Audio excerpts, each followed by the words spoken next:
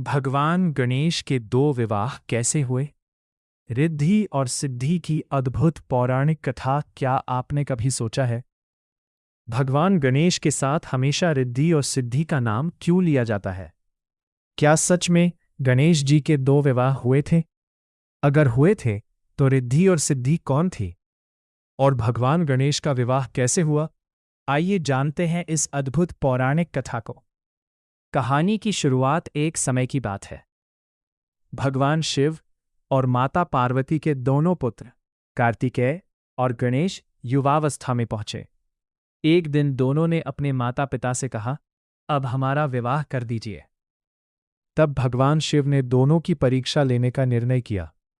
उन्होंने कहा, जो सबसे पहले पूरे संसार की परिक्रमा करके वापस आएगा, उसी का विवाह पहले होगा। कार्तिकेय निकल पड़े। भगवान कार्तिकेय अपने तेज वाहन मोर पर बैठकर तुरंत संसार की यात्रा पर निकल पड़े। उन्हें विश्वास था कि वे निश्चित रूप से पहले लौटेंगे। लेकिन गणेश जी शांत बैठे रहे। कुछ देर बाद उन्होंने भगवान शिव और माता पार्वती की 7 परिक्रमा की।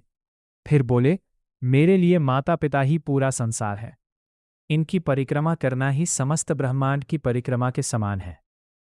भगवान शिव और माता पार्वती उनकी बुद्धिमानी से अत्यंत प्रसन्न हुए। रिद्धि और सिद्धि से विवाह कथा के अनुसार गणेश जी की बुद्धि और विनम्रता से प्रसन्न होकर प्रजापति विश्वरूप ने अपनी 2 पुत्रियों रिद्धि और सिद्धि का विवाह भगवान गणेश से कराया। परंपराओं में रिद्धि को समृद्धि और सिद्धि को सफलता एवं आध्यात्मिक सिद्धि का प्रतीक माना जाता है। कई मान्यताओं में यह भी बताया जाता है कि उनके 2 पुत्र हुए, शुभ और लाभ। इसी कारण आज भी लोग शुभ कार्यों में शुभ लाभ लिखते हैं। इस कथा का गहरा अर्थ कई विद्वान इस कथा को प्रतीकात्मक भी मानते हैं। उनके अनुसार जहां बुद्धि गणेश होती है, वहां रिद्धि, समृद्धि और सिद्धि, सफलता स्वयं चली आती है। इसलिए भगवान गणेश को केवल विघ्नहर्ता ही नहीं, बल्कि बुद्धि, समृद्धि और सफलता का देवता भी माना जाता है। सबसे बड़ी सीख यह कथा हमें सिखाती है कि जीवन में केवल तेज दौड़ना ही सफलता नहीं देता। बुद्धिमानी, विनम्रता और माता पिता का सम्मान ही सच्ची उन्नति का मार्ग है। और जब जीवन में सही बुद्धि आती है, तब समृद्धि और सफलता भी उसके पीछे पीछे आती है। समापन इसी कारण हर शुभ कार्य की शुरुआत भगवान गणेश की पूजा से की जाती है।